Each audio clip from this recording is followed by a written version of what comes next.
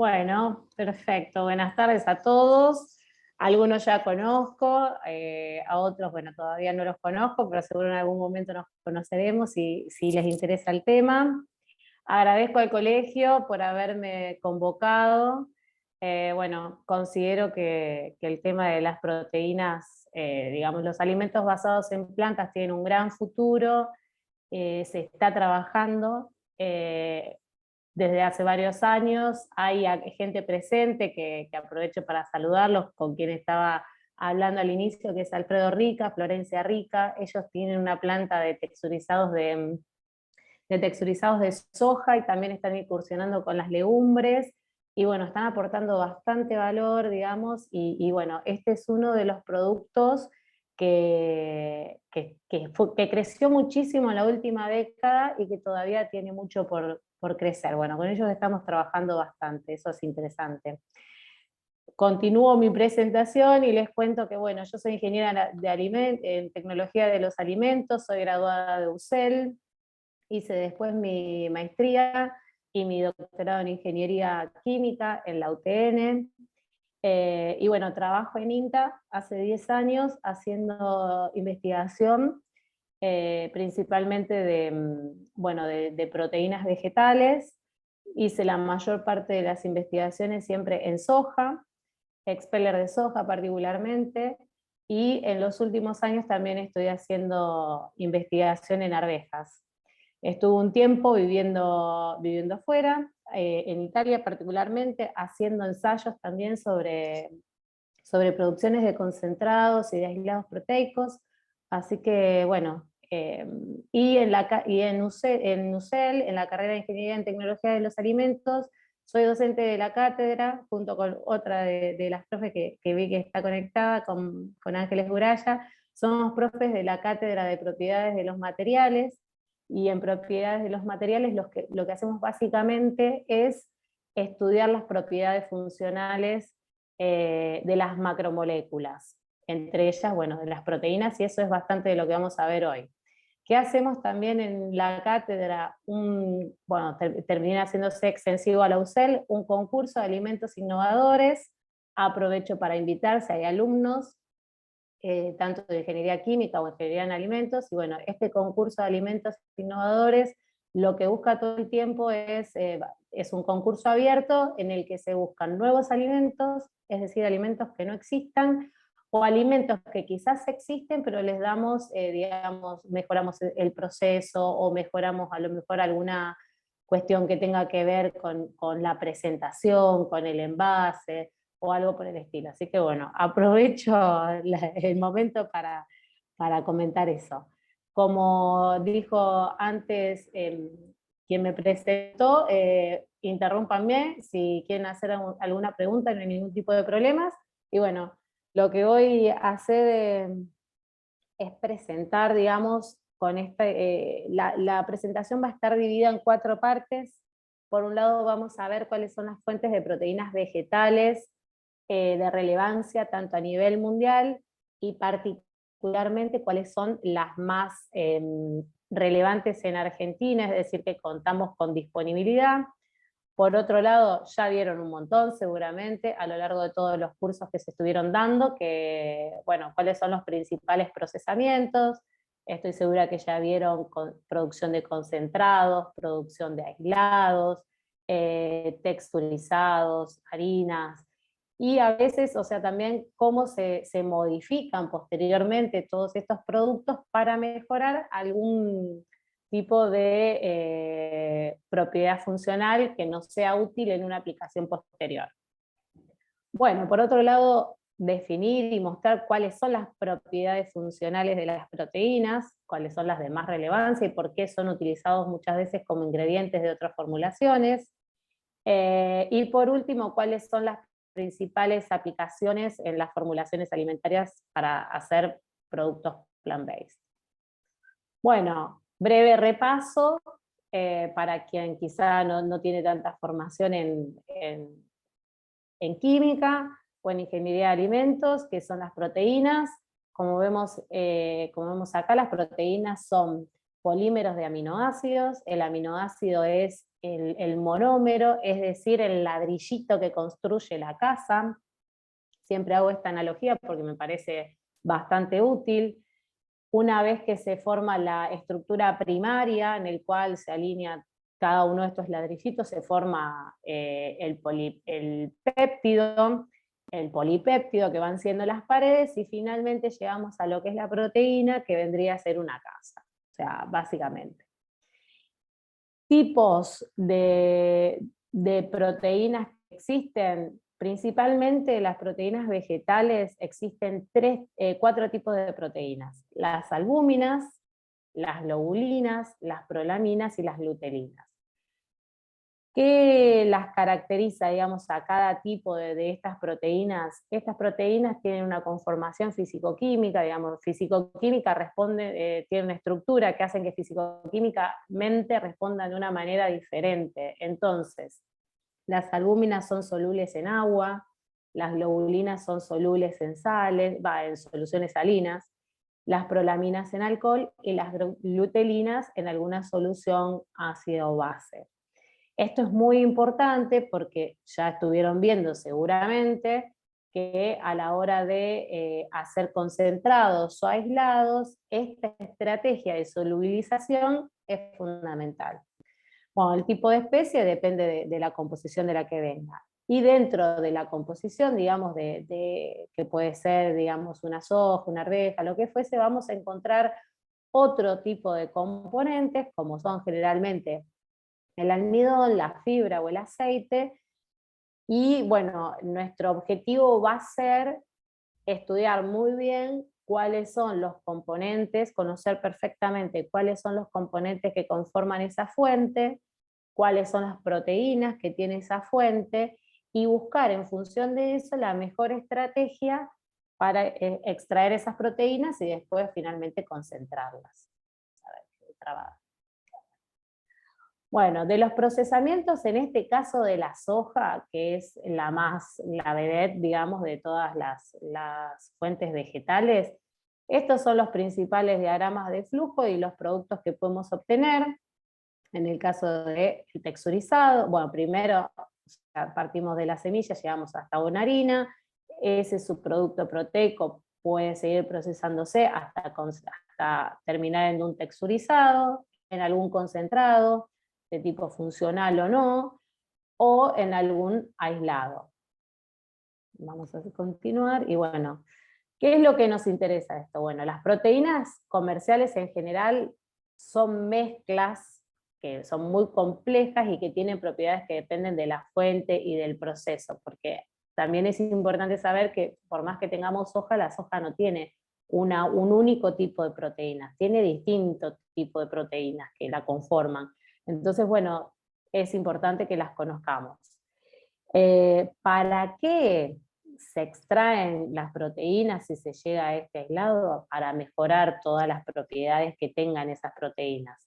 Partimos, en este caso, por ejemplo, de la soja, partimos de una harina sin desgrasar. En el primer procesamiento separamos la fracción oleosa, continuamos con una fracción en la que hay fibras, carbohidratos y proteínas. Al hacer un concentrado separamos esos carbohidratos y fibras, y al separar nuevamente la fracción que queda de carbohidratos y de fibras, llegamos al aislado. El aislado es la forma más purificada en la cual podemos encontrar un producto proteico. Bueno, los métodos de extracción pueden influir. ¿Qué puede influir en esto? Los tipos de proteínas que se recuperen, las propiedades que tenga cada una y el rendimiento. Y paralelamente, partir de una proteína en un estado inicial, digamos, de una materia prima, y llegar a un aislado, al procesarlo en el medio podemos perder algún tipo de funcionalidad. ¿Esto qué significa? Que se puede haber producido por desnaturalización debido a presencia térmica, a presencia de ácidos, de álcalis, puede haber una hidrólisis o algún tipo de modificación, como por ejemplo alguna cuestión física. Este cuadro me parece bastante claro, en el cual podemos ver cómo partiendo de una composición, digamos, inicial, generalmente las harinas, acá está la harina, y vemos cuál es la concentración de las proteínas que existe, y cómo vamos de 0 a 100.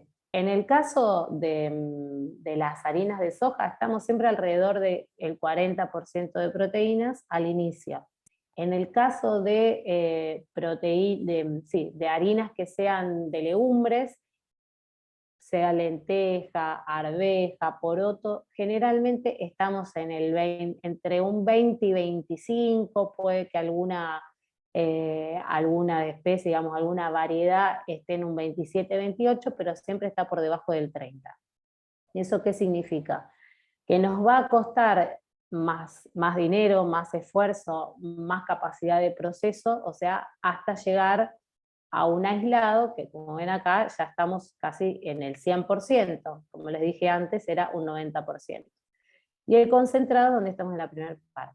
¿Qué es lo que se hace para pasar de una harina a un concentrado? Se insolubilizan las proteínas y se solubilizan los azúcares, digamos, solubles en un ácido o en un alcohol, porque se separa por lixiviación ácida o alcohólica.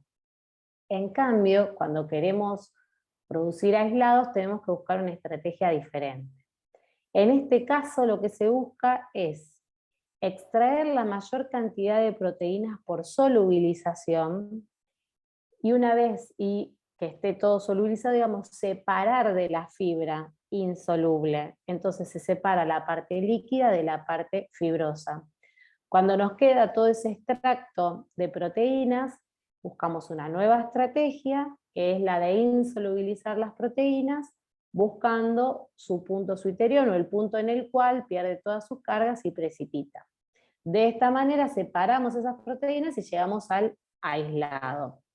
¿Para qué se hace esto, digamos? ¿Para qué se aumenta el contenido de proteínas? ¿Cuál es la finalidad que tiene? Bueno, por un lado, reducir el deslizamiento de la matriz de extrusión, digamos, toda la matriz completa, sino que solamente vaya la proteína o el producto más concentrado.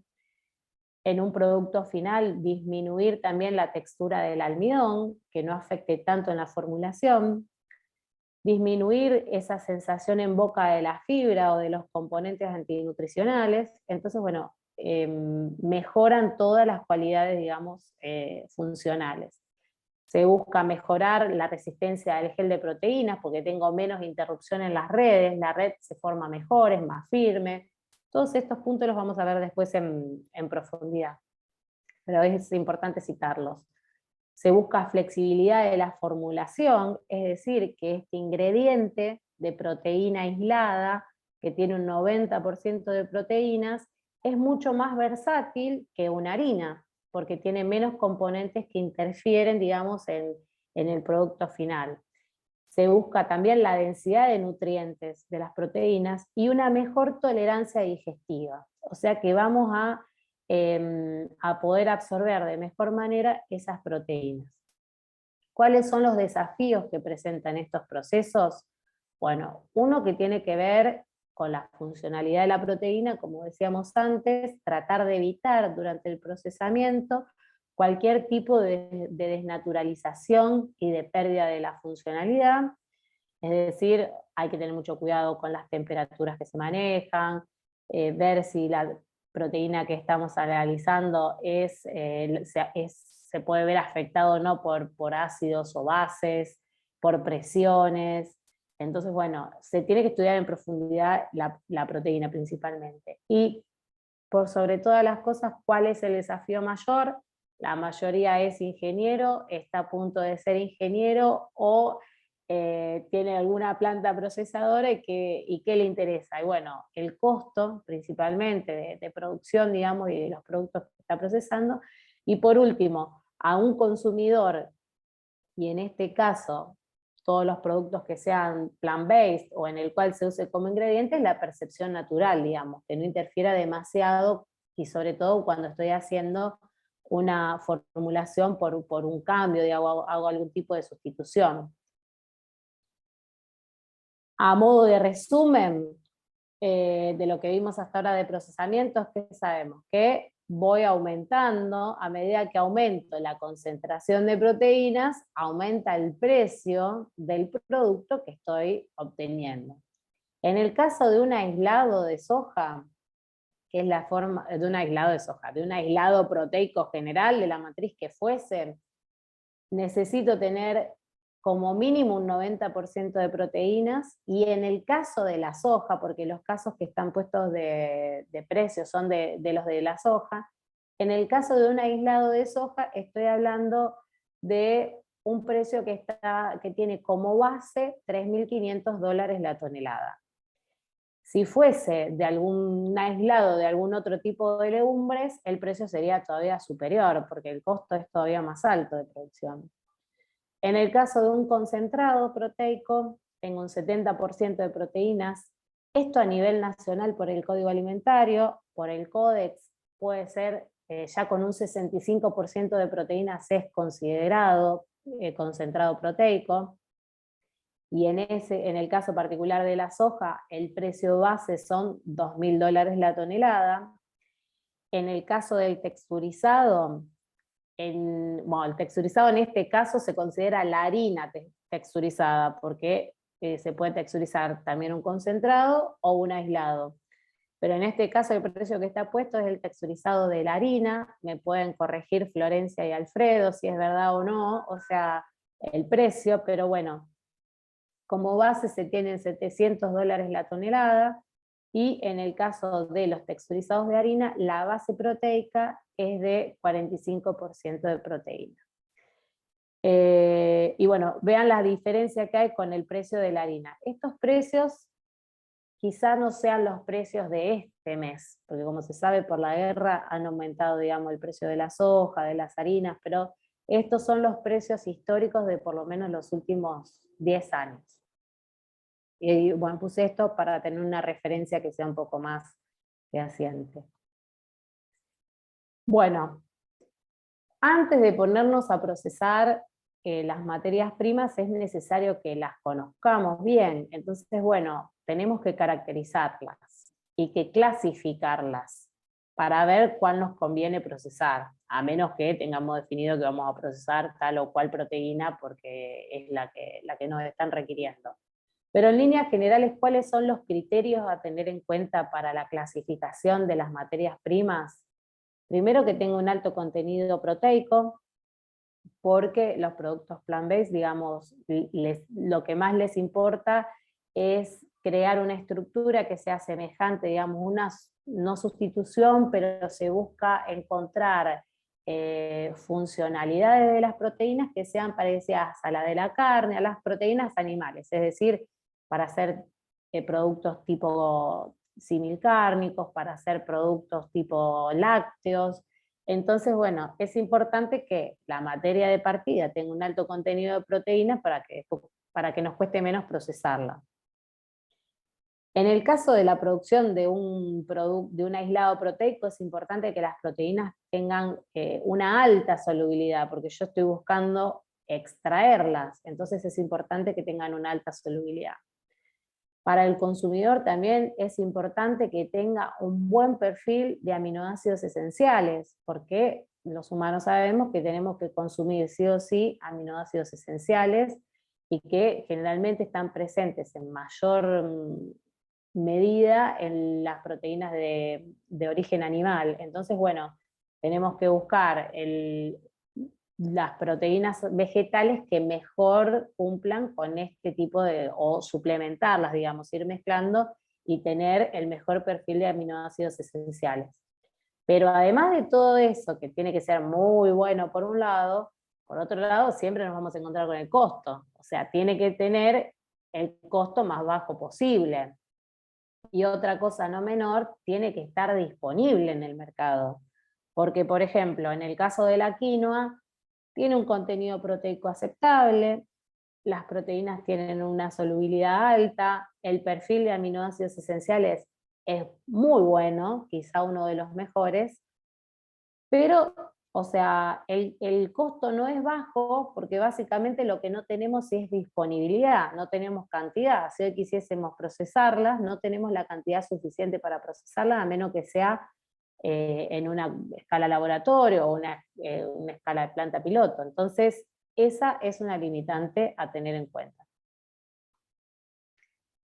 Bueno, en cuanto a la funcionalidad, vamos a ver ahora en profundidad cada una de estas propiedades funcionales de las proteínas: la dispersabilidad, solubilidad, viscosidad, gelificación, emulsión, espumación, retención de agua y aceite.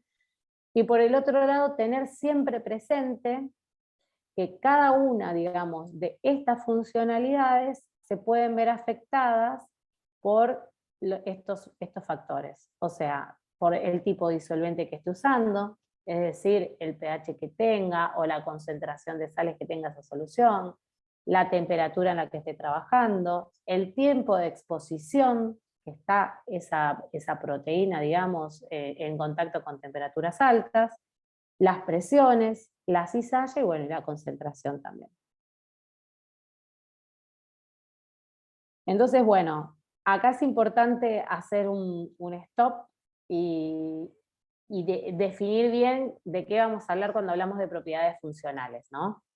Porque las proteínas tienen distintos tipos de funciones o de propiedades. Por un lado están todas las biológicas, que no las vamos a estudiar acá. Por el otro lado están todas las nutricionales, que algo vamos a ir viendo, pero nos vamos a hacer el foco principalmente en las propiedades funcionales. Es decir, a la hora de que vayamos a hacer una formulación, en qué nos fijamos y qué no. Bueno, ¿y de qué dependen este tipo de propiedades? Siempre voy a repetir lo mismo. En las propiedades físicas y químicas que tenga cada una de estas proteínas. ¿Cuáles son los parámetros que digamos, se afectan o se tienen en cuenta a la hora de la funcionalidad? Por un lado, digamos, tenemos los parámetros esféricos, es decir, el tamaño, la forma molecular, la flexibilidad, los grupos sulfidrilos que tenga. Pues ¿esto qué significa? Que va a ser una unión más fuerte, entonces va a ser un tipo de proteína diferente.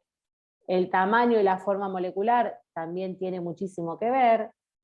Cuando vean, digamos, mucha espuma, significa que estoy teniendo proteínas de bajo peso molecular, porque tienen una alta capacidad de formar espuma, y a lo mejor cuando estoy usando una emulsión tengo proteínas que tienen un peso molecular más grande. O sea, una emulsión estable necesita un tamaño de proteína más grande.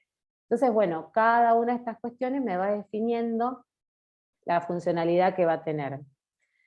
Por el lado, bueno, de la hidrofobicidad, la superficie total, hay propiedades funcionales, como por ejemplo la emulsión y el espumado, que tienen que ver con todo esto. Por otro lado tenemos los parámetros eléctricos, o sea que tiene que ver básicamente por la carga neta y superficial. Lo dije antes en el caso de la solubilidad y las precipitaciones isoeléctricas, se va cambiando, digamos, esas cargas. Y dependiendo si yo quiero que precipiten o si quiero que estén en solución, voy cambiando esa carga de la proteína.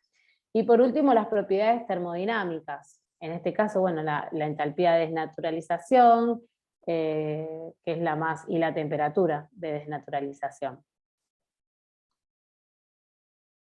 Entonces, ¿cómo podemos, en función de todo lo que ya estuvimos viendo anteriormente, cómo podemos clasificar a las propiedades funcionales de las proteínas?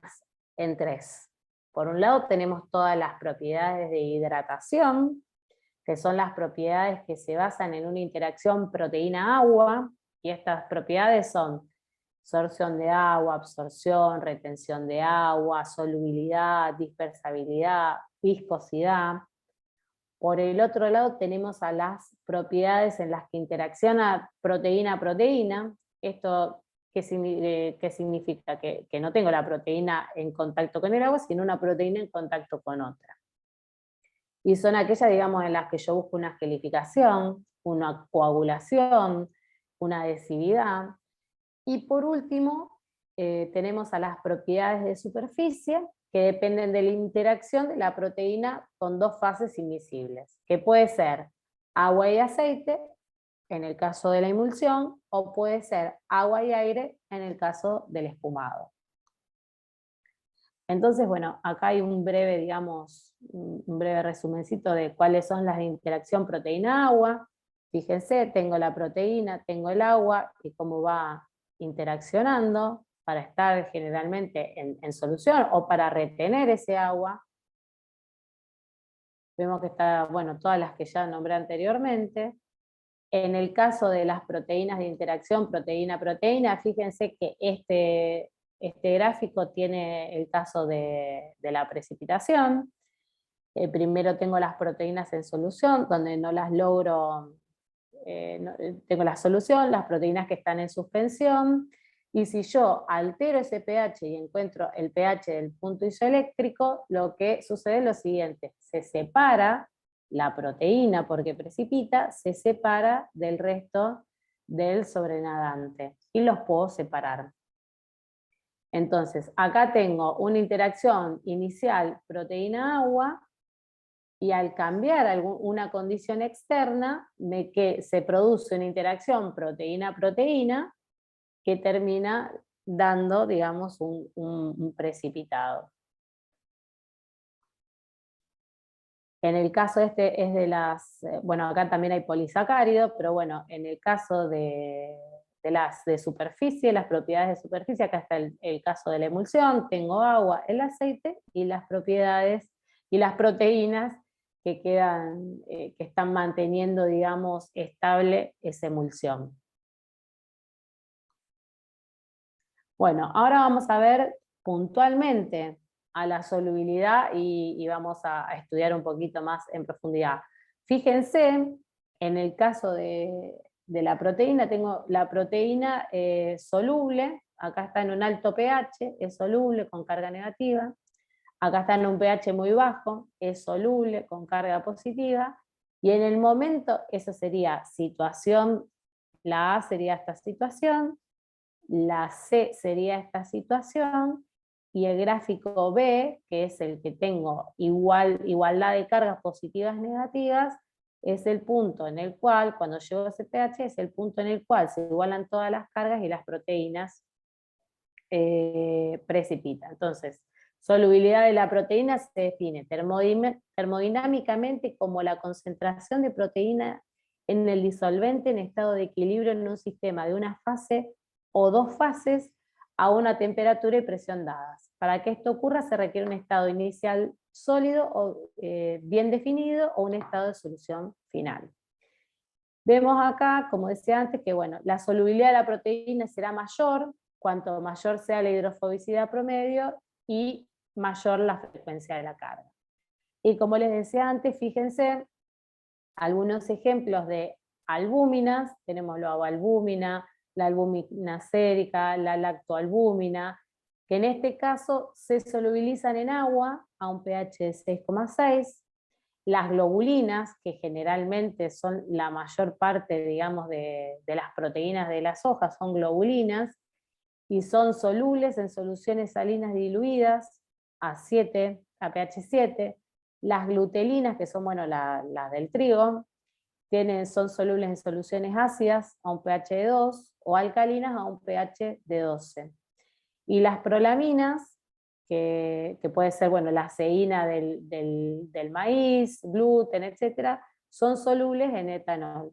Entonces, dependiendo de la matriz que nosotros tengamos inicialmente, tenemos que ver, digamos, cuál es el tipo de solvente que vamos a usar para solubilizarlas. Bueno, en el caso de la emulsión, bueno, sabemos que está definida como la dispersión o suspensión de dos líquidos invisibles. Tenemos una fase acuosa, como vemos acá, una fase no acuosa, que a menos que le agreguemos una fuerza externa, una energía, una fuente de energía externa, no se va a producir nunca, digamos, y proteínas, en este caso, no se va a producir nunca el sistema coloidal. Para que se forme necesitamos, además de estas dos fases, a las proteínas y a una energía extra. ¿Cuáles son las metodologías, digamos, que más se estudian de la emulsión? ¿Cómo se estudia la emulsión? Por un lado se estudia la capacidad emulsionante, y la capacidad emulsionante lo que hace es, se hace una solución con una concentración conocida de proteínas, se le agrega un colorante, se va agregando aceite lentamente, y mientras tanto se está agitando a una alta velocidad. Entonces, ¿qué sucede? En un momento tal cambia de color, y esto nos permite conocer cuál es la cantidad de aceite que esa solución, que tiene una cantidad conocida de proteínas, es capaz de emulsionar. Eso por un lado es una determinación. Y por el otro lado tenemos como otra determinación, que es la estabilidad de la emulsión. Lo que se hace es evaluar a través de volúmenes si esa emulsión a lo largo de un tiempo se separa o se mantiene estable. Entonces, bueno, acá puse algunas de las técnicas. Esto se puede ver por microscopía, por espectrofotometría, por HPLC. Son distintas, digamos, las metodologías analíticas que se pueden usar y los equipos que se pueden usar, pero básicamente las determinaciones son de dos tipos: la capacidad emulsionante y la estabilidad de la emulsión. En función de esto se define si la proteína que estamos usando es buena o no, tiene capacidad emulsionante, digamos, para hacer una emulsión. En el caso del espumado es prácticamente lo mismo. Se hace una solución con una concentración conocida de proteínas, se aplica, digamos, una fuerza externa, y lo que se busca es incluir, digamos, en el sistema coloidal el dióxido de carbono, el aire. Se usa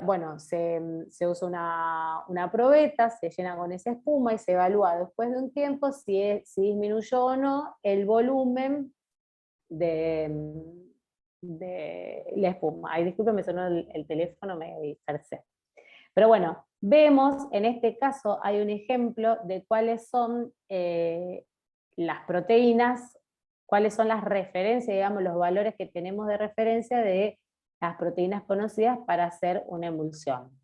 En el caso de la proteína de soja, que es una proteína vegetal, vemos que tiene una capacidad de espumado del 500%, siempre que se parta de una solución que tenga esta concentración, el 0,5% peso en volumen.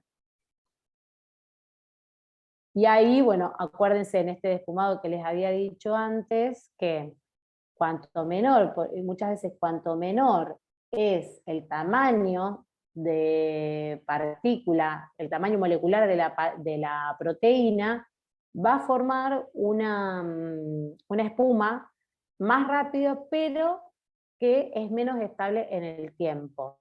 Ese es el caso para los que son bebedores, catadores de cerveza.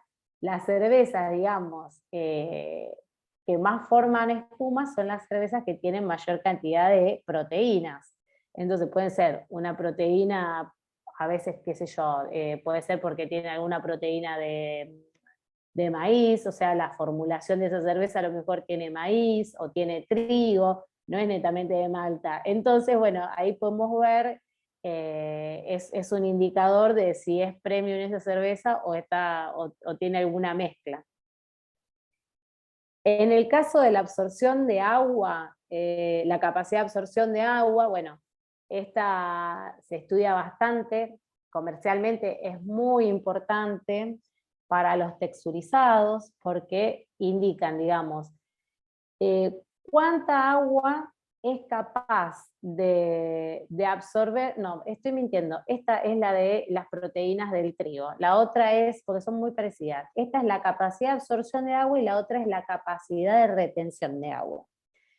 El de la absorción de agua tiene mucho que ver con el gluten, con las proteínas del gluten. Fíjense, en este caso se hizo un estudio, digamos, de distintas proteínas, donde, bueno, acá tenemos proteína de papa, proteína de quinoa, que la quinoa, recuerden que tiene buenas proteínas, proteína de maíz, de cebada, de un trigo común, digamos, no fuerte. Fíjense que la capacidad de absorción de agua no es tan alta. Pero en el caso de estas dos, de la punta, son trigos fuertes, trigos que tienen una alta, de alto gluten, digamos. Entonces, bueno, estos trigos significa que van a ser harinas más fuertes, harinas que absorban mayor cantidad de agua. Así que fíjense que en ese caso la relación directa entre el contenido de proteína y la capacidad de absorción de agua. Ahora sí, estamos en la capacidad de retención de agua, que en este caso lo que se estudia es, digamos, se mezcla, en este caso con un texturizado o una harina, lo que fuese, una cierta cantidad, digamos, de proteína conocida, con agua se ejerce alguna fuerza externa, puede ser se puede beber durante un tiempo y después se deja en una malla, o se puede exponer se pueden poner tubos en una centrífuga y hacer una separación centrífuga, y lo que se evalúa es por diferencia entre el tubo que yo tenía lleno, el tubo vacío y la cantidad de muestra inicial que usé, lo que evalúo es cuánta agua fue capaz de retener esa muestra. Entonces, bueno, en este caso fíjense que puse un ejemplo de aislado de proteína de soja, que este aislado de proteína de soja en el A, digamos, en este cuadro acá, tiene soja desgrasada, pues ser acuoso con distintos solventes. Fíjense que en el caso de, esta es la harina sin desgrasar, la Fall Food harina, y tiene, como no estuvo expuesta a calor, fíjense que en este caso tiene una capacidad de retención de agua más alta. Y en el caso de los de abajo, lo que se hicieron fueron modificaciones posteriores. Vamos a continuar. Viscosidad. Bueno, para quienes estudian química o ingeniería en alimentos, esto lo deben tener un poco conocido, pero bueno, la viscosidad es definida como la resistencia al flujo de una capa de un material que un material presenta a deslizarse sobre la otra. Y bueno, su comportamiento, como vemos acá, puede ser newtoniano, cuando se da de esta manera, o puede ser pseudoplástico, puede necesitar un esfuerzo inicial y después comportarse como newtoniano, que en ese caso es un plástico de Bingham. Bueno, esto dependiendo. En el caso de las proteínas, generalmente se comportan como fluidos newtonianos cuando están en bajas concentraciones, pero cuando están en concentraciones un poco más altas, lo más probable es que se comporten como pseudoplásticos. ¿Para qué se usan las proteínas, digamos, para aumentar la viscosidad? Porque en ciertas formulaciones pueden proveer estabilidad física a las emulsiones y suspensiones, la polimerización de las proteínas de leche o de huevo, en este caso, bueno, durante la fabricación de dulces y golosinas, puede ser el espesamiento, la reducción, digamos, se va buscando la estrategia que mejor convenga en este caso. Gelificación. Esta es una de las más importantes. Yo antes les dije el tema de la desnaturalización.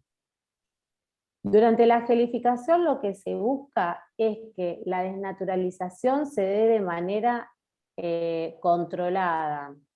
Y esto hace que, si bien esa proteína está desnaturalizada, se hizo de manera controlada y se formó una red tridimensional. Y esto es muy importante para muchísimas aplicaciones de alimentos, sobre todo las que tienen que ver, digamos, con formulaciones, digamos, en las que se busque sustituir productos lácteos. Y también tiene mucho que ver en las formulaciones cárnicas, por ejemplo, en el caso de los concentrados o los aislados de soja, que se usan para la formulación de productos cárnicos como emulsiones. Se dice como emulsiones, pero ahí se busca que gelifique. Por ejemplo, si queremos hacer un jamón, si queremos hacer en ese caso no es plant-based 100%, sino que es se está usando como un extensor cárnico.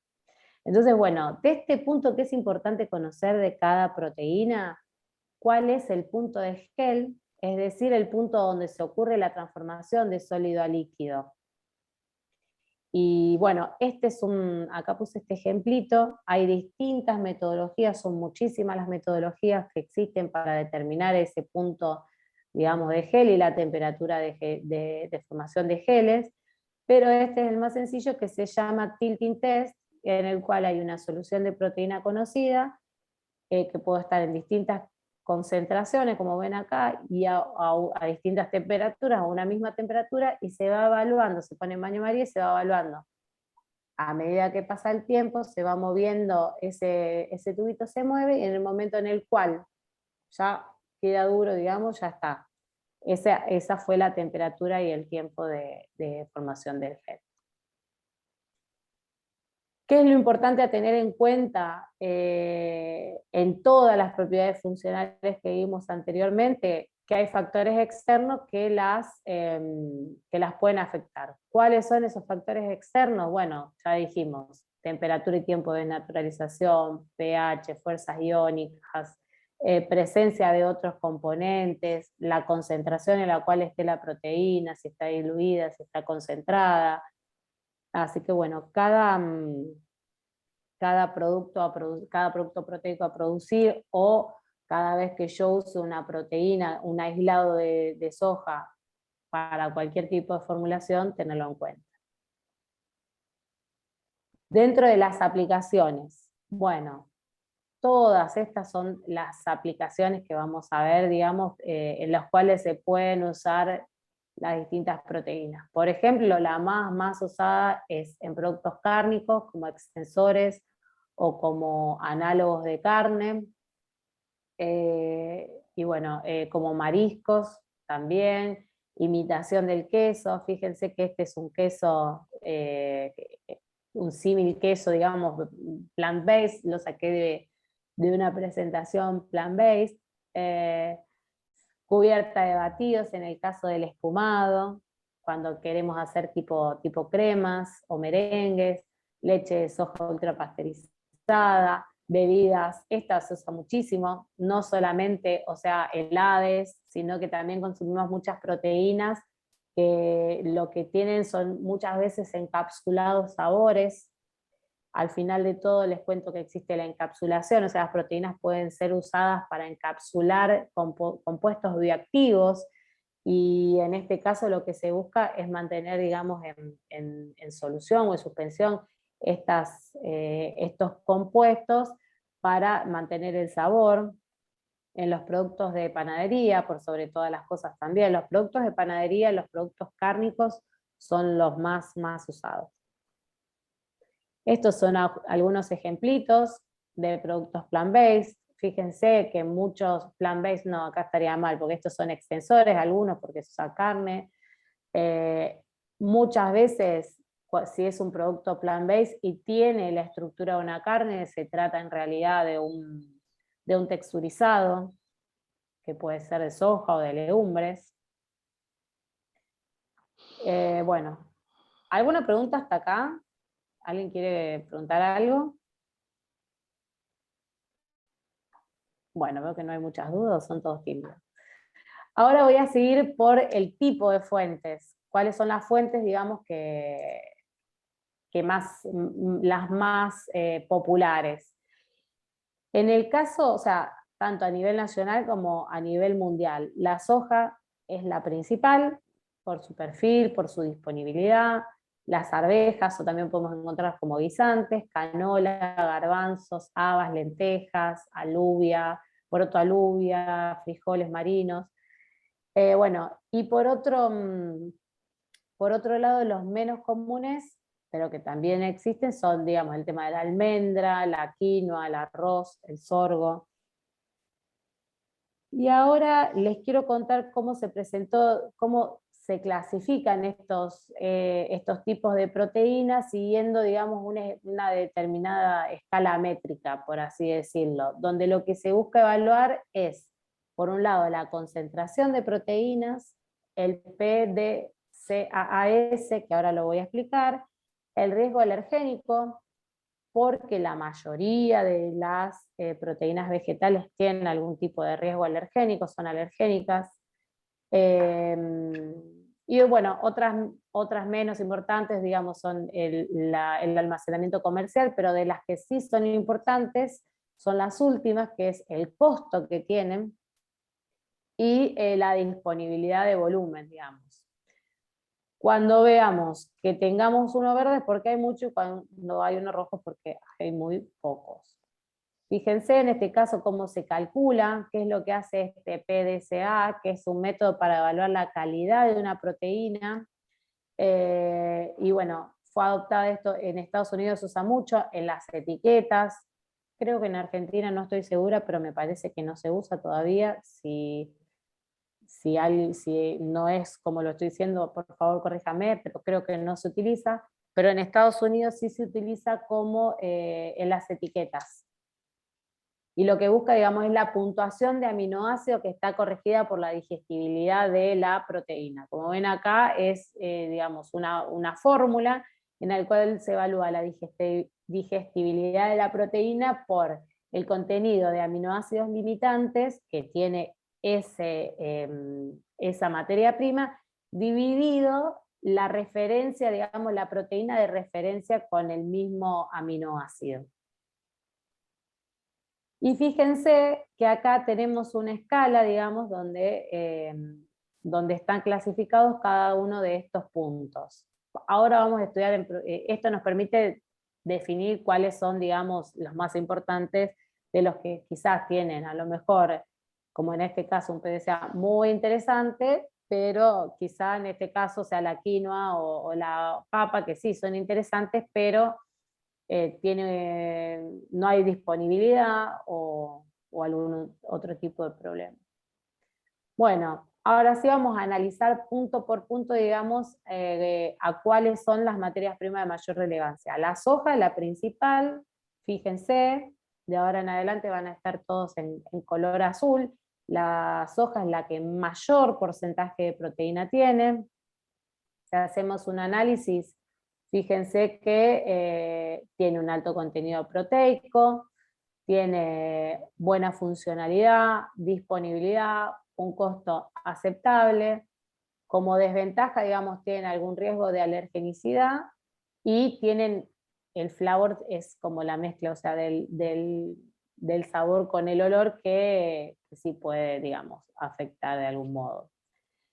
¿Dónde encontramos esta fuente? Bueno, Argentina particularmente es la tercera productora mundial, así que acá tenemos muchísimo. Como desventaja, bueno, hay transgénicos, podemos encontrarlo en forma de harinas, de concentrados, de aislados, y tiene baja aceptación por parte de los consumidores, de modo directo. El hecho es que es el que más se consume porque se consume generalmente de un modo indirecto, en muchas formulaciones que a lo mejor no sabemos que los tienen.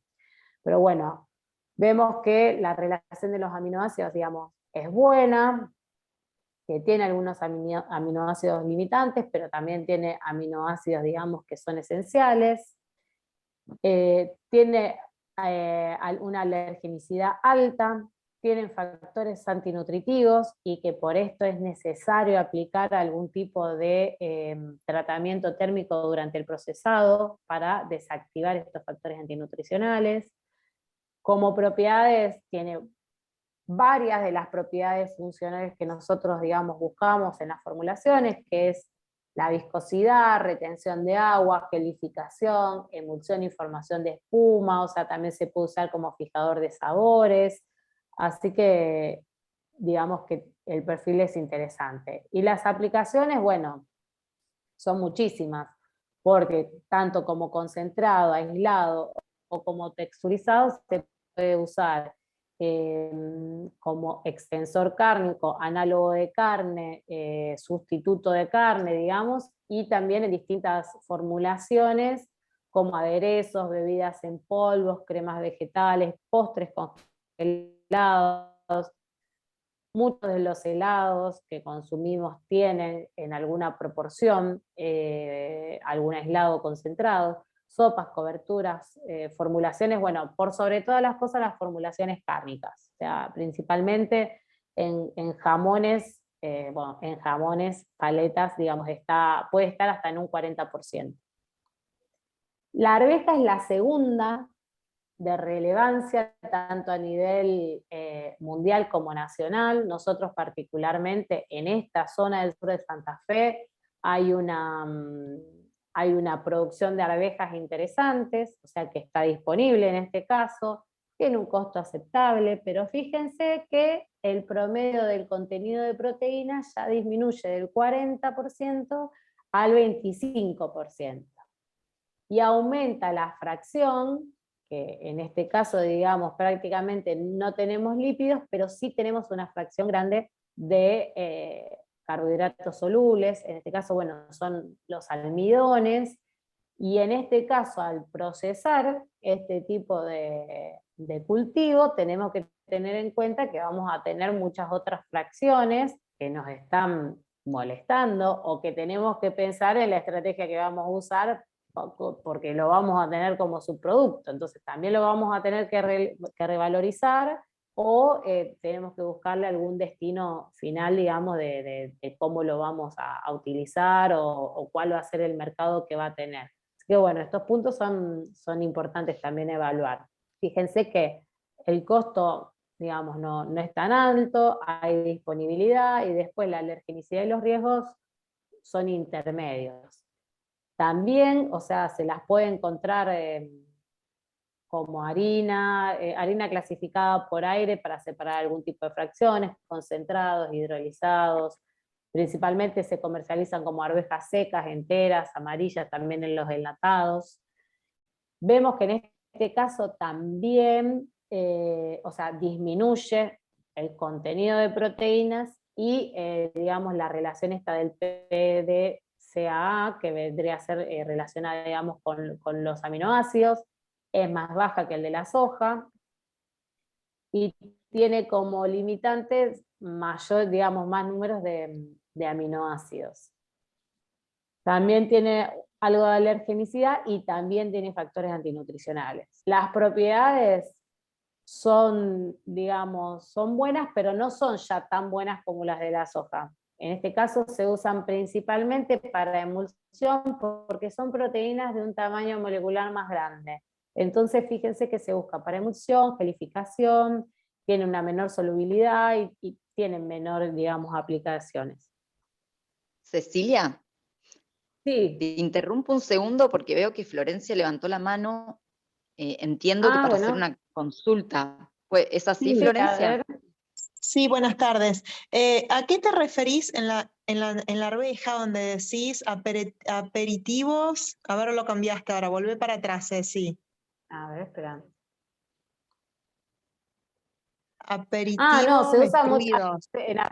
Sí, eso yo lo he visto. Están en las dietéticas muchas veces. Yo los vi no hace muchos, que están como, o enteros, viste que se pueden consumir enteros, saborizados algunos, o si no, tipo chisito. Claro, pero son snacks, digamos, a eso te referís con Sí, aperitivos. sí, Ok. snacks. Sí. Bien, perfecto, Sí, bueno, sí. gracias.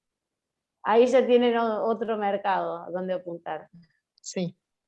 Bueno, en el caso del trigo, si bien tenemos, fíjense que en este caso también hay menor, la proporción de proteínas es menor todavía, y tengo una mayor cantidad de carbohidratos, obviamente porque es un cereal, pero las proteínas que tiene son bastante buenas, son muy buenas. Fíjense que la funcionalidad es muy buena, el costo que tiene, digamos, es interesante evaluar, la disponibilidad del cultivo también es buena, es alergénica, o sea, esos son los puntos que vamos analizando. Pero si yo quisiese hacer, no sé, necesito una aplicación, para una aplicación X que yo quiera, necesito una alta absorción de agua, y a lo mejor me conviene hacer la extracción de las proteínas del trigo, porque la funcionalidad que voy a tener en el producto final me va a servir, por más que yo parta de una proporción, digamos, de proteína muy baja.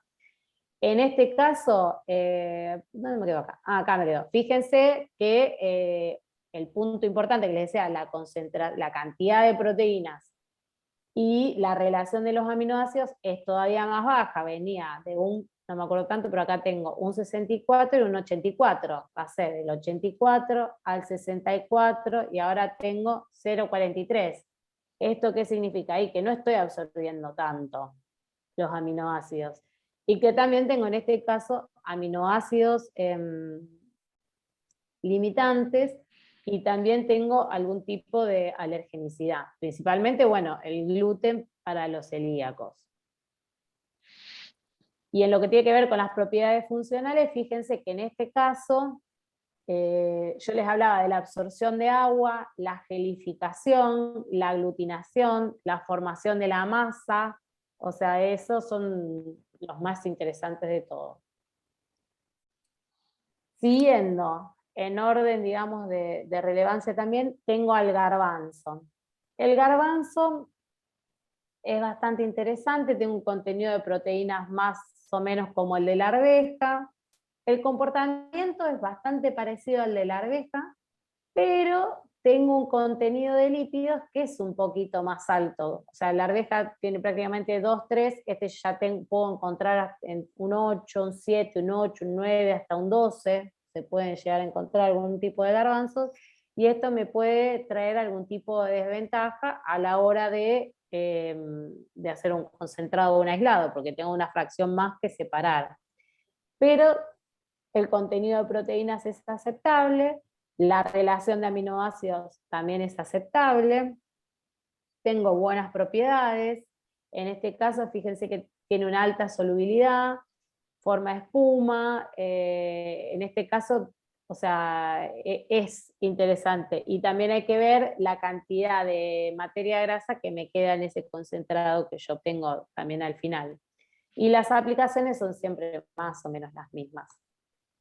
En el caso de la lenteja, es parecido al anterior, y a la arveja también, todas se comportan más o menos de la misma manera. Fíjense que la arveja tenía 64, la otra tenía 53, esta tiene 54, son un poco más bajas, digamos, en aminoácidos, pero son interesantes también. Tiene algunos limitantes más de aminoácidos esenciales, y todas tienen también factores antinutricionales, que estos factores antinutricionales por eso siempre se recomienda, digamos, remojar bastante a las legumbres antes de consumirlas, porque bueno, necesitamos, digamos, separarlas por distintos métodos, por remojo o por aplicación de calor. Las propiedades también tienen una alta solubilidad, se pueden usar para emulsión, espumante, gelificación, y bueno, y las aplicaciones, este tiene un fuerte sabor, no sé si hacer veces así, porque es como amargo, tiene un sabor bastante fuerte la lenteja, entonces bueno, o sea, a menos que esté el aislado y bien separada, digamos, esa proteína del resto de los componentes, si la usamos, digamos, como harina, tiene un sabor muy fuerte. El poroto mung también es de los más, digamos, relevantes, y también tenemos nosotros producción en el norte del país, por sobre todo, y de garbanzo también. En este caso el contenido de proteínas es un poco más bajo, pero también, digamos, tiene una parte, digamos, de lípidos y de almidones importante para separar.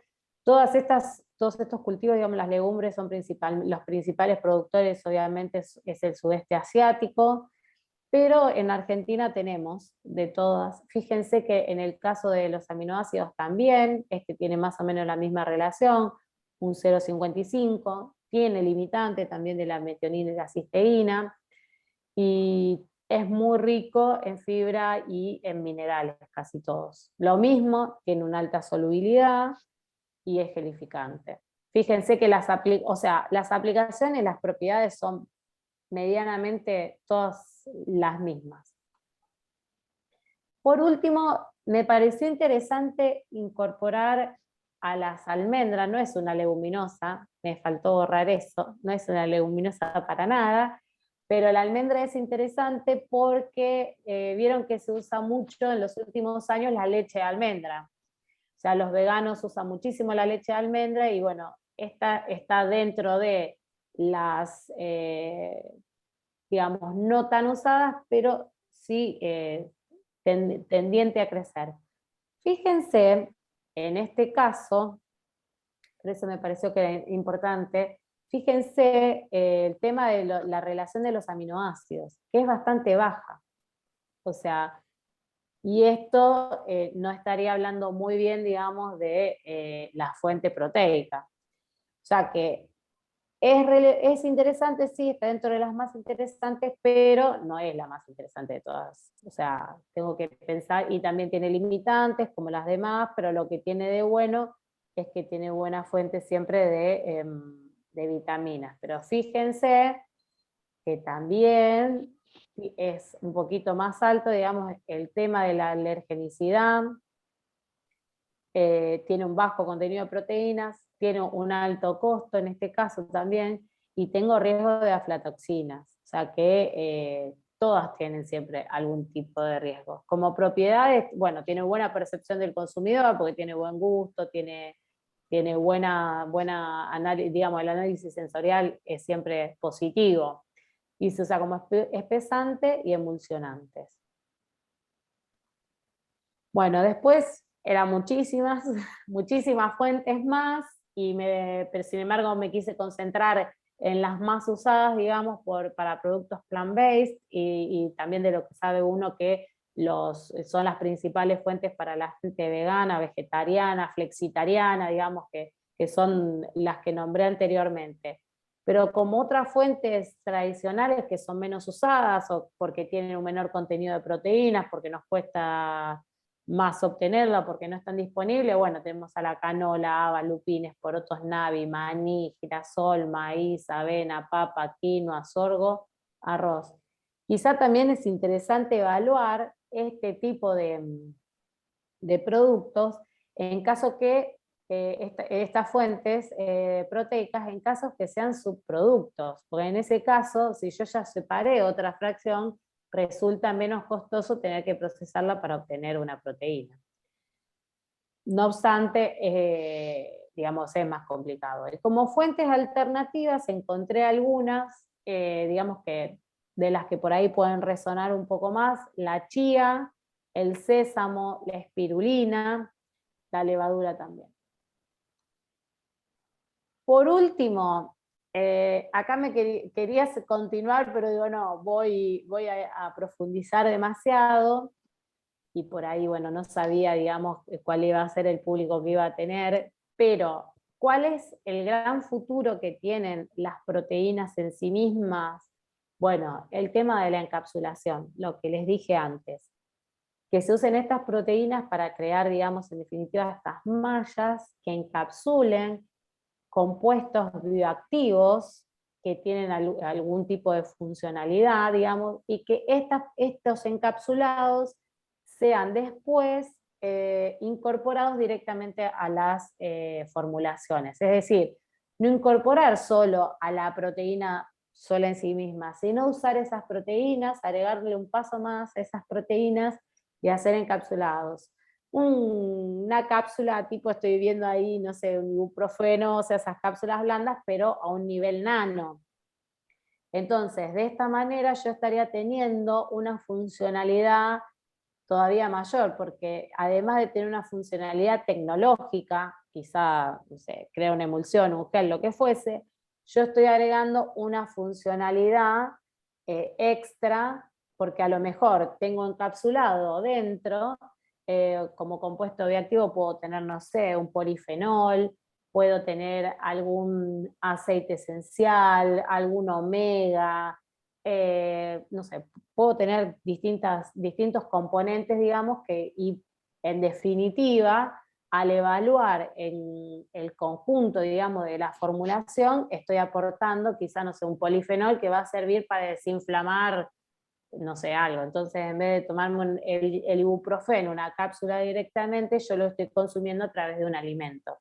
Así que bueno, eso me parecía interesante ponerlo en la presentación, quizás sea el disparador para una charla en el futuro, pero bueno, las proteínas nunca me voy a cansar de decir que tienen un futuro infinito y que nos proveen un montón de beneficios, así que a seguir trabajando con los productos plant-based, con las proteínas y bueno, espero que les haya gustado la presentación.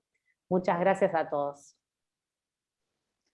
Muchas gracias, Cecilia, por tu presentación, por este tiempo compartido.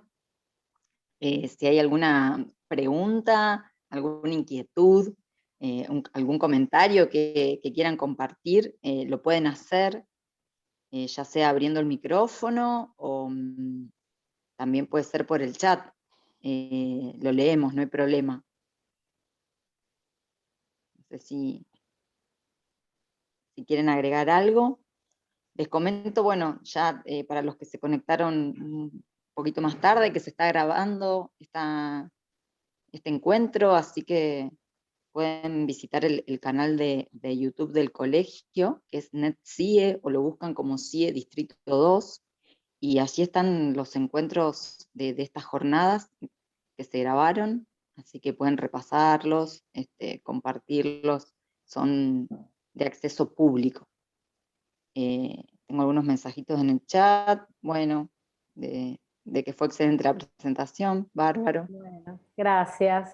Bueno, por ahí uno no sabe cuál es el público y hay veces que no sabe si profundizar más, menos, así que bueno, espero haber sido clara, no sabía por dónde ir. Si tienen dudas, les dejo mi correo, cualquier duda que tengan, cualquier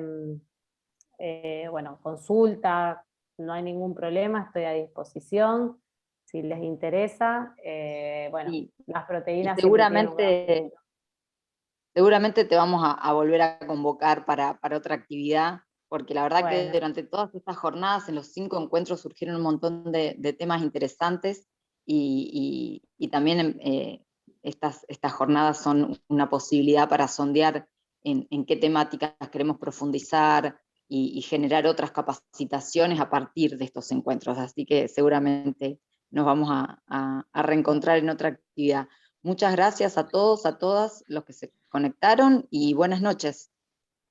Bueno, muchísimas gracias a todos. Vayan por las proteínas vegetales que tienden a ser el futuro, van creciendo, tienen bajo costo, el mundo las necesita, las quiere consumir, así que bueno, para los que no se recibieron, vayan pensando en eso. Si alguno quiere venir a hacer una pasantía conmigo, bienvenido sea. Así que, y bueno, con el resto de la gente que trabajo, seguir trabajando y agradecerles, bueno, estar presentes y bueno, espero que les haya servido la presentación también. Muchas gracias. Buenas noches. Buenas noches.